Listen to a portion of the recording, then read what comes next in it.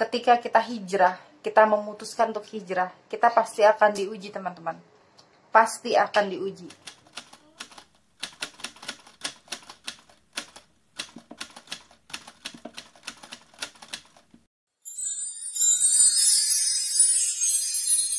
Assalamualaikum warahmatullahi wabarakatuh. Alhamdulillah wa syukurillah, kita bertemu lagi di video aku. Untuk tema kali ini, teman-teman, aku akan bahas tentang ketika kita hijrah, kita pasti akan diuji, teman-teman. Gak mungkin kita gak diuji.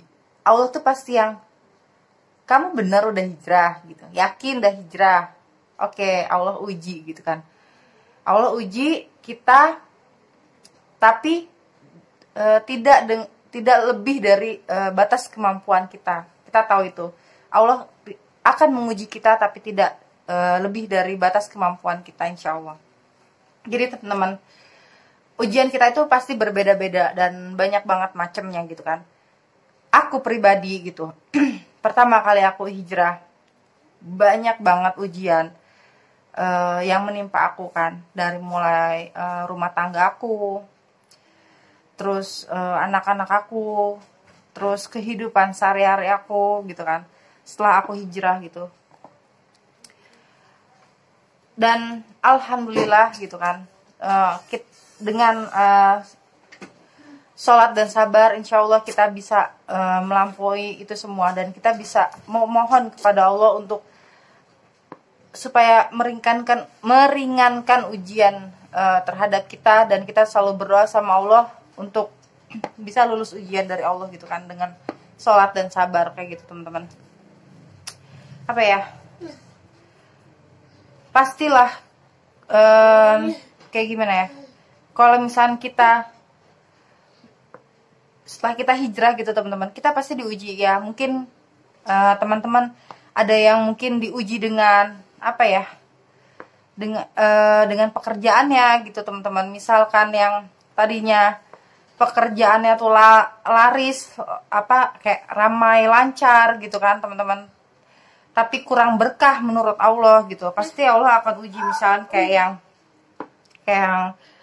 pekerjaannya dibikin bangkrut, atau pekerjaannya dipersulit gitu. Allah pengen tahu sampai segimana tingkat kesabaran kita dalam ujian Allah itu kan gitu. Misalnya banyak tuh yang pengalaman aku ya, teman-teman, yang barengan waktu aku hijrah gitu, pengalaman aku, cerita-cerita dari teman-teman juga gitu kan.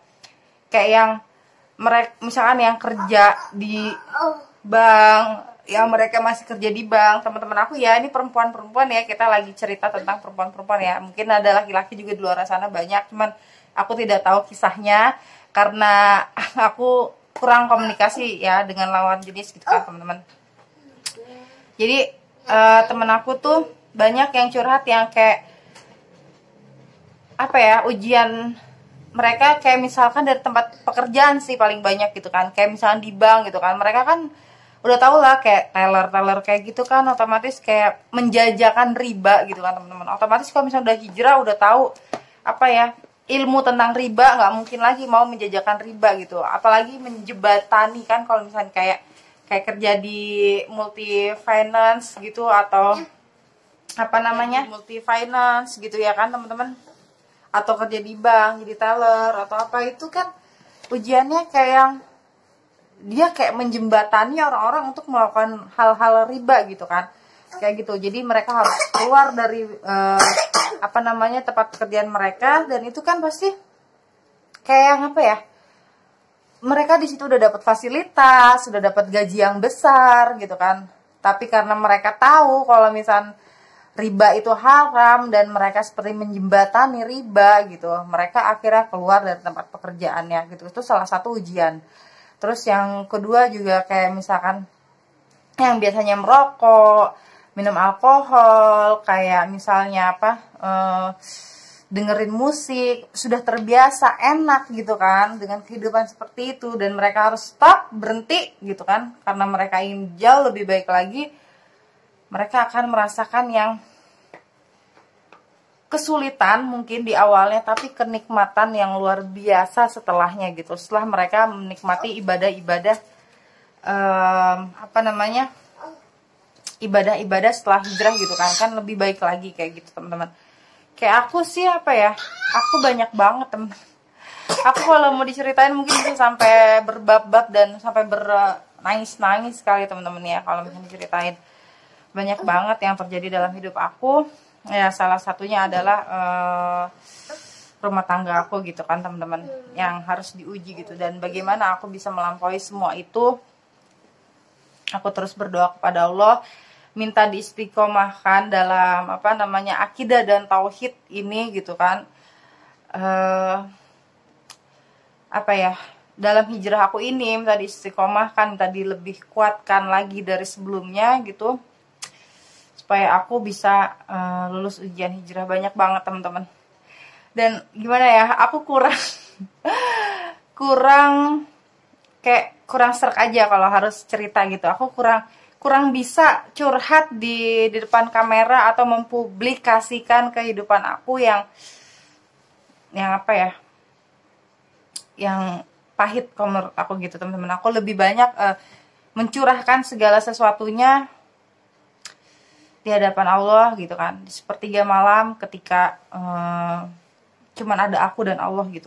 Karena Allah yang memberikan ujian kepada aku, dan aku yakin Allah yang akan menyelesaikannya gitu kan. Ya Allah, aku udah nggak mampu gitu menyelesaikan semua ini, tolong selesaikan ya Allah. Aku mau fokus ibadah, aku mau fokus dengan hijrah aku mau menjadi manusia yang jauh lebih baik lagi dari sebelumnya. Tolong selesaikan urusan aku gitu. Aku suka berdoanya tuh kayak gitu teman-teman, yang kayak aku udah nggak mampu lagi, jadi aku serahin lagi ke Allah gitu kan. Allah tuh yang ngasih ujian ke aku, ya karena aku merasa aku nggak sanggup, ya aku serahin lagi aja gitu ke Allah. Ya udahlah Allah, aku udah nggak sanggup gitu kan. Terus aku berdoa sebanyak-banyaknya, meminta sama Allah perlindungan dari Allah, menyelesaikan segala sesuatu yang Allah uji, yang aku nggak mampu untuk menyelesaikannya sendiri kayak gitu teman-teman.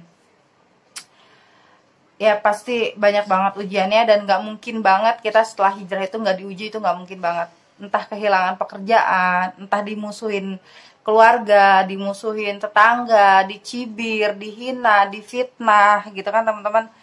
Terus yang apa ya, mungkin diberikan penyakit gitu kan. Sebenarnya teman-teman, kalau kita resapin, kalau kita kayak apa ya, merenungi gitu kan, merenungi segala sesuatu yang terjadi setelah kita hijrah gitu.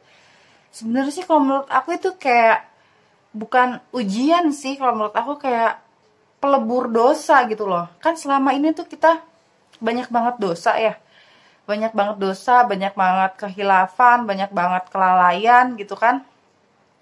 Nah, Allah itu uji gitu teman-teman. Allah itu uji dengan yang semisalnya gitu. Apakah kita akan melakukan yang jauh lebih baik gitu, atau kita akan terjerumus kembali melakukan kesalahan-kesalahan dan dosa-dosa itu gitu kan.